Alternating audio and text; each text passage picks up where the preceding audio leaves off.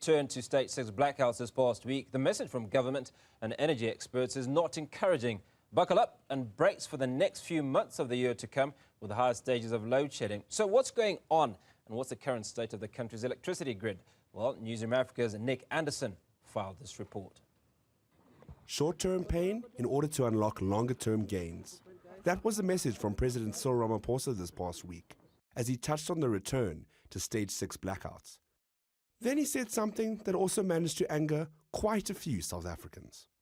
As we go through this process now, we must see it in positive light because in the long term, these are things that we have to do to make sure that we say goodbye to load shedding.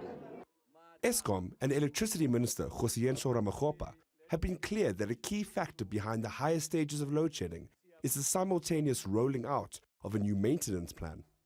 But with more maintenance being done, that means more megawatts are unavailable on the national grid, together with all the unplanned breakdowns.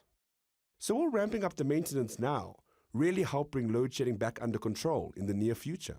Seasoned energy expert Vali Pariachi says while the time of year is now right for extra maintenance, it will be tough, with Eskom having no wiggle room to work with.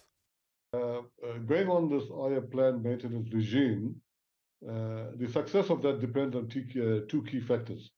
The first one is that you would require a higher reserve margin, and that's normally between 10 and 15%.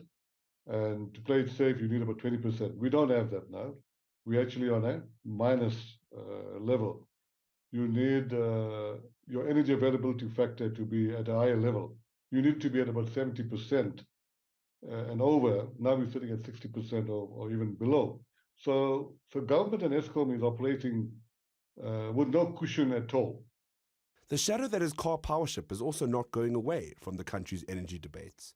The company looking to provide temporary power to South Africa through the docking of 3 of its gas-powered ships made more headlines this week as it looks to find ways to secure environmental approval.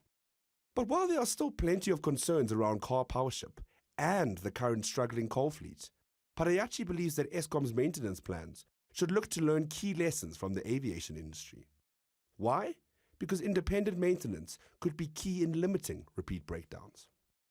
By having these checks and balances like the aircraft industry, it ensures that there's a rigorous, robust quality assurance that's done, and ideally by an independent team outside of the maintenance crew that does the maintenance on the Eskom fleet. So just as a new thing is that Eskom should consider adopting aspects of the philosophy of maintenance adopted by the aircraft industry.